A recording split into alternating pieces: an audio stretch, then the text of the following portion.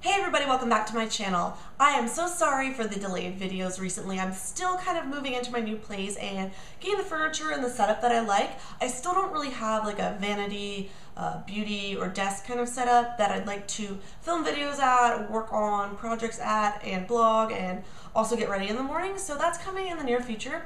But in the meantime, I kind of have a temporary setup that is highly unprofessional, but I wanted to film a quick video and let you know what have been my recent favorites. So I didn't film a September favorites nor an October favorites. I know it's already 2 weeks into November essentially, so let's go ahead and say these are my September and October favorites. And I'll hop right in. So essentially, over the last 2 months, I've been extremely busy with work, my social life, and moving. So I haven't had as much time to discover new products. So a lot of what I'm going to show you right now are tried and true favorites that I love and that I reach for every day that just make my life a little bit easier, especially when it comes to getting ready in the morning. So first up, for my favorites, I have Revlon's Colorstay Whipped Cream Makeup. This is a whipped cream foundation. It's actually really popular. A lot of people are talking about this on YouTube, and it's a new product. It is marketed as a long-wearing foundation. It says it provides 24 hours of coverage, and my shade is 200 Sand Beige. My shade is 200 Sand Beige, and it looks like that. So it's kind of a weird consistency. It's kind of like whipped cream that you might get on like a Starbucks drink or on a mocha. And you can apply it in a variety of different ways. I've tried it with a stippling brush, I've tried it with a foundation brush, and I've also tried it with my fingers.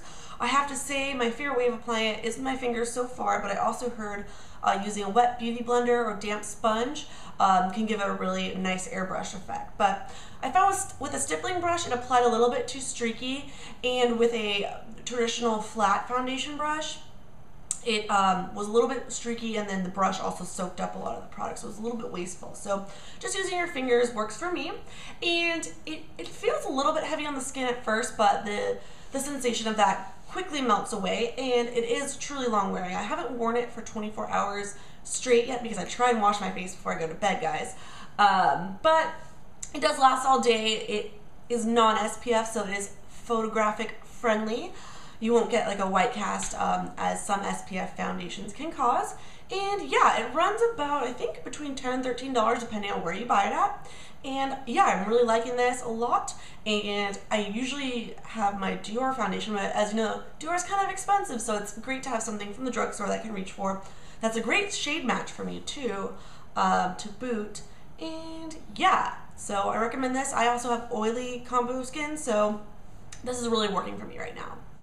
The next thing I wanted to mention is my Chanel Soleil Tan de Chanel cream bronzer. This is a cream bronzer that you just blend in on your face. I use it with a stippling brush, a MAC 187, and since I am so fair-skinned, I really look for a bronzer that will kind of warm up my complexion and make me not look as flat. This really does the trick. I kind of apply it in just a sloppily manner and just kind of blend it out to make sure it doesn't look like I have an orange streak on my face, but it is a fainter bronzer, so if you are paler like me, this will work for you. Not sure how it will go on darker skin tones, but yeah, I like this product a lot. It was quite expensive, but I had a gift card last Christmas and I bought it, and almost a year in, I've used quite a bit, but there's still a lot to go. So it says it has an 18-month shelf life, so I'm not too concerned about finishing this after it expires. I think I'll be in the clear for that. So really do like this. I'm wearing it today, and yeah, it smells pleasant. It's a joy to yeah, it just smells pleasant. It's a joy to apply, and I love it. The next item is another reoccurring favorite. It is Rimmel London's Lasting Finish Pink Sorbet Blush. Looks like this. Wow, sorry about the lighting, guys. I need to work on that. But it's like a nice, I would say a matte to satin finish blush. I'm wearing it today. I like it because it doesn't compete too much if you do have a lot of bronzer or you do have a strong lip. This is subtle enough, and it gives your face just that pinched look. And it's not too overwhelming on the sparkle factor. It's just slightly, it has a slight sheen to it. It's matte with, I would say, a slightly satin finish. So don't know if you can see that.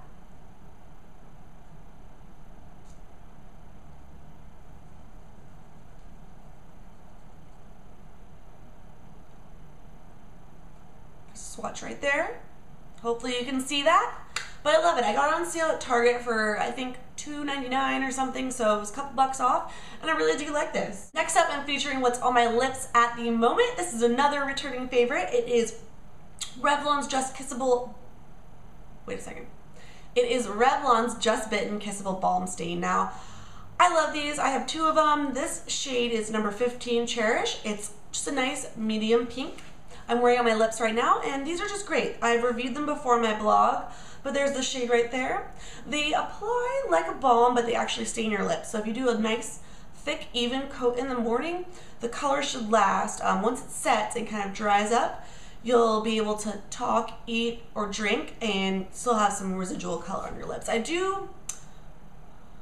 would mention that, you know, you might have to reapply at lunchtime if you're looking for a thick, opaque, strong color payoff through the afternoon. So it is something great to keep in your bag, but it is forgiving enough that if you apply it without a mirror, it still looks good. And I think the pink just complements my skin tone pretty well, and I like how it makes my teeth look. So yeah, I can't recommend these enough. They kind of smell slightly minty, which I really enjoy, and they run about $8.99, $9.99 at your local drugstore. So these are great. They come in 8 or so great shades. Something for everybody. Something dark and berry toned vampy to something more light, baby pinks, nudes, that kind of thing. So Revlon's Just Bitten Kissable Balm Stain. And last up, I have to give it up to my Urban Decay Naked palette because I have been so busy over the last month and kind of just getting into a rut in my makeup routine, but I feel like when you get in a rut with your Naked palette, it's a good rut to be in because you have so much variety. So I'm sure you've all seen this. This is the great neutral palette with a bunch of different shades that will suit every skin tone and every kind of comfortability with makeup. So you could get something really dark and smoky for nighttime. You can get something light and shimmery for the daytime or like work and that kind of thing. So some of my favorite shades in this palette include Half Baked, which is a metallic gold. This is great for the center of the eyelid. It really makes your eyes pop and looks great like when you blink. I love Buck and Naked. These are the two matte shades in the palette. They're great for shading your eyebrows or doing through the crease of your eye, making like a nice blended look with other eyeshadows. And I like Virgin and Sin. These are the two lightest colors for everyday use. Sometimes I'll mix them back and forth and just do an all over lid color with it. And yeah, for the darker shades, I do love Toasted and Hustle. They're kind of the more pinky, warm browns with shades of plum undertones through them. So I do love those. And yeah, great piece to have in your collection. Also a great holiday gift if you know somebody who loves makeup or is looking to get into more makeup. Definitely recommend the Naked palette.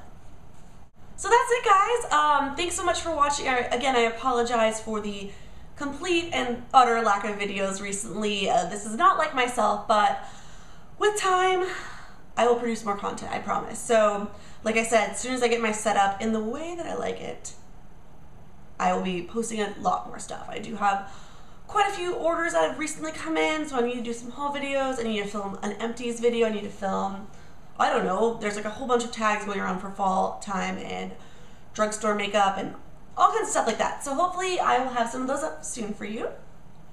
And in the meantime, I want to thank you so much for watching my video and subscribing if you have already. Thank you, I appreciate the support. And yeah, I'll see you in another day or two with another video. Thanks again.